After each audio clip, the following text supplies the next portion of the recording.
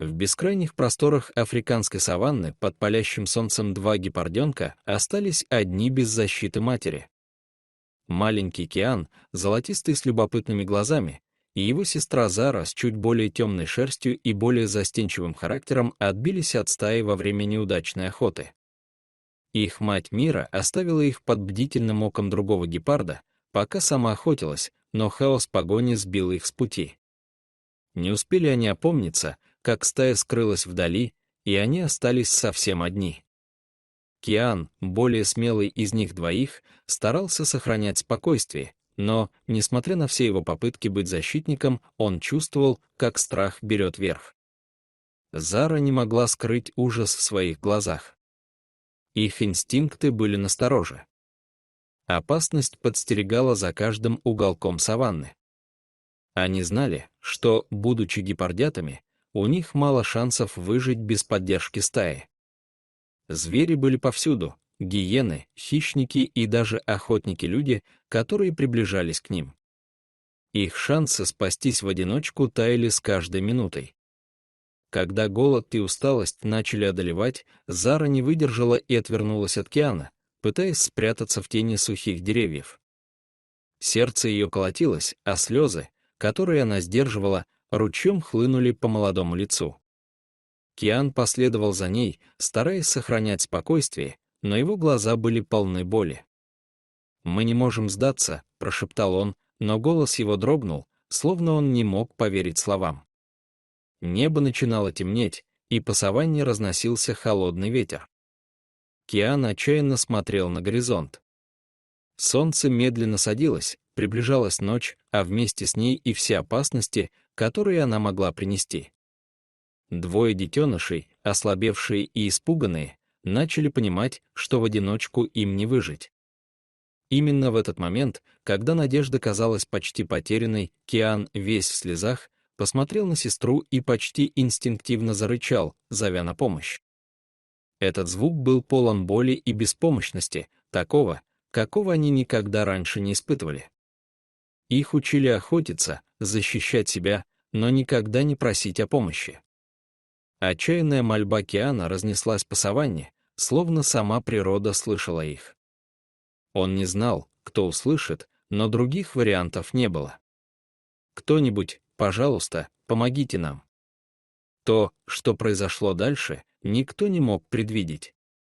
Но для этого должно было произойти невозможное. Рев Киана разносился эхом среди деревьев и скал саванны, но среди бескрайних просторов он казался почти потерянным. Ночь быстро приближалась, и холодный ветер возвещал о надвигающейся опасности. Зара, дрожа от страха, съежилась рядом с братом. Ее широко раскрытые, полные страха глаза впились в мелькающие тени. Они оба были во власти тьмы, но затем произошло нечто иное. Глухой гул, словно сама земля сотрясалась, начал приближаться. Звук был настолько мощным, что сердце Киана забилось чаще. Ветер донес запах чего-то иного. Что-то было огромным, необъятным, но не угрожающим. Киан посмотрел на горизонт, и когда фигура стала яснее, его глаза расширились. Это был слон. Гигант с огромными ушами и внушительными бивнями шел к ним. Сначала Киан замер. Шерсть на затылке встала дыбом. Он знал, на что способны слоны, но что-то в присутствии этого существа ощущалось иначе. Словно сама судьба вела их к этой неожиданной встрече. Слон по имени Арун бродил один по саванне вдали от своего стада и услышал отчаянные крики детенышей. Арун, спокойный и зрелый на вид слон с морщинистой кожей, обладал глубоким, мудрым взглядом. Он не был типичным импульсивным и вспыльчивым слоном, которого боялось большинство других животных региона. Напротив, от него исходила аура спокойствия, которая, казалось, успокаивала даже ветры саванны. И когда он приблизился к гепардятам, его тяжелые, решительные шаги внушали благоговение. В воздухе разлилось чувство облегчения. Киан посмотрел на Зару. Их взгляды встретились в молчании, полном неуверенности. Они никогда не видели рядом с таким огромным и сильным животным. Но что-то в Аруне казалось другим, словно он уже знал, что нужно детенышам. Слон остановился в нескольких метрах, слегка шевельнув большими ушами, опустил голову, словно оценивая двух гепардят. Зара, совершенно ошеломленная, отступила назад, едва не упав, но Киан с новой смелостью шагнул вперед, вызывающе глядя на великана, пытаясь скрыть страх. Затем Арун сделал то, чего никто в саванне не мог себе представить. Он опустил голову еще ниже и своим длинным подвижным хоботом нежно коснулся плеча Киана в знак понимания. Наступила почти волшебная тишина. Казалось, вся саванна замерла, наблюдая за этим моментом. Гепардята, не до конца понимая происходящее, сразу почувствовали связь со слоном. Что-то глубокое, нечто, превосходящее межвидовые барьеры. Но что же Арун предпримет? Детеныши проголодались, устали, а ночь уже приближалась. Продолжит ли он путь один, или эта ночь ознаменуется чем-то, превосходящим самые смелые ожидания? Арун замер на несколько секунд, пристально наблюдая за гепардятами.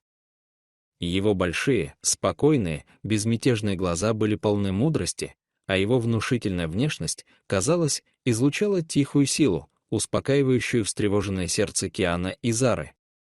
Ветер прорезал саванну, но каким-то образом аура слона делала окружающее пространство более безопасным, более гостеприимным. Зара, все еще настороженная, нерешительно посмотрела на Киана.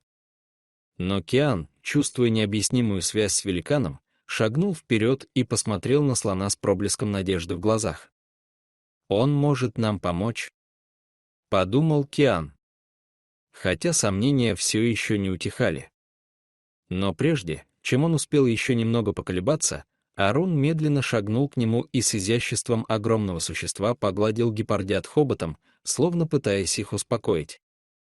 Это было настолько неожиданным, что гепардята замерли в изумлении. Арун нежно и осторожно коснулся хоботом, словно понимая, что они в панике. Чувство безопасности начало охватывать гепардят, но голод и усталость все еще были сильны. Гепардята потеряли свою стаю, и теперь они столкнулись лицом к лицу с существом, которое, несмотря на свои размеры, обладало чем-то еще более редким состраданием. Арун, обладающий огромным интеллектом и инстинктом защитника, не просто стоял и смотрел. Он знал, что значит выживать в саванне, и понимал ограниченные возможности детенышей. В ту ночь они были слишком малы, чтобы преодолевать большие расстояния, а надвигающаяся темнота делала обстановку еще более опасной. Не раздумывая, Арун повернулся и медленно пошел к небольшому оазису неподалеку, где протекала неглубокая река. С каждым шагом Аруна Киан и Зара следовали за ним, скорее удивленные, чем полностью понимая происходящее. Гигантский слон, не издавая ни звука, направлял их мягкими, но уверенными шагами. Каждым движением хобота он раздвигал ветви и кусты, открывая гепардятам безопасный путь. Он словно учил их чему-то важному — доверию, защите и единству среди обитателей саванны. Прибыв в оазис, Арун, обладая впечатляющей силой, собрал ветви хоботом и создал небольшой барьер, защищая территорию. Он лег у реки, позволяя гепардятам приблизиться к своей огромной фигуре. Тихий звук льющейся воды принес ощущение покоя, и впервые за эту ночь детеныши начали расслабляться. После минутного колебания Зара осторожно подошла к Аруну и коснулась его морщинистой кожи. Это было приятное ощущение. Киан наклонился и в знак благодарности тихо зарычал, что для него символизировало одновременно радость и облегчение. Никто не мог предвидеть, что этот жест простое прикосновение к хоботу в конечном итоге изменит не только ночную жизнь гепардят, но и судьбу всех, кто был в ней замешан. Арун не просто спас две хрупкие жизни, он продемонстрировал истинный смысл силы и сострадания. Ночь полностью опустилась на саванну, но в этом маленьком оазисе каким-то образом царила умиротворенная атмосфера. Тихое журчание воды умиротворяло. Арун своим величественным присутствием прижимал к себе гепардят. Киан и Зара, теперь удобно устроившиеся, лежали у ног великана, закрыв глаза, но с чувством безопасности, которого они никогда прежде не испытывали.